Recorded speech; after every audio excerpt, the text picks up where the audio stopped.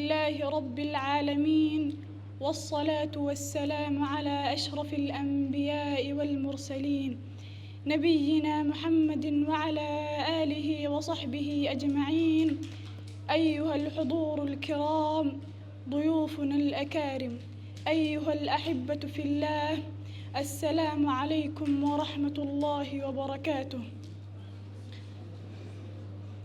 حللتم أهلا ووضئتم سهلا، نرحب بكم في حفل اختتام العام الدراسي لمعهد الجزيرة التعليمي.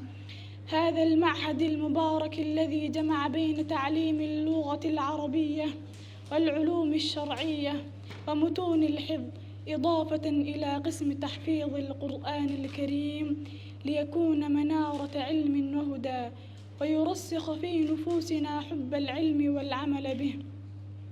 يسعدني أنا الطالبة حليمة خليف أن أقف أمامكم اليوم ممثلة لطلاب المعهد ليعبر عن شكرنا لله تعالى أولاً، ثم لشيوخنا ومعلمين الذين بذلوا وقتهم وجهدهم في تعليمنا، فكانوا لنا قدوة في الأخلاق قبل العلم.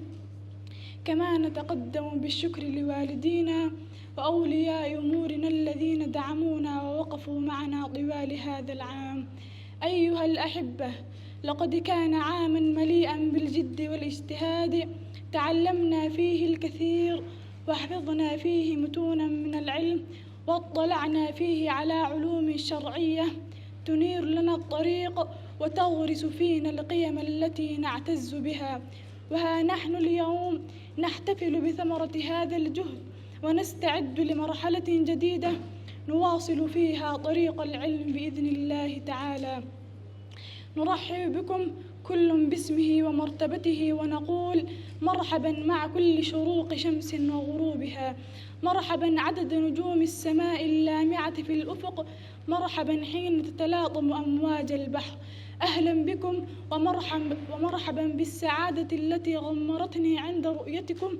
نعطر حبر الكلمات بالمسك والعنبر لتليق بمقامكم، فيا أهلا وسهلا ومرحبا بكم، طبتم وطاب صباحكم.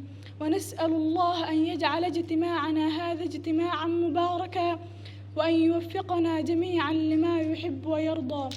وسلام الله عليكم ورحمته وبركاته.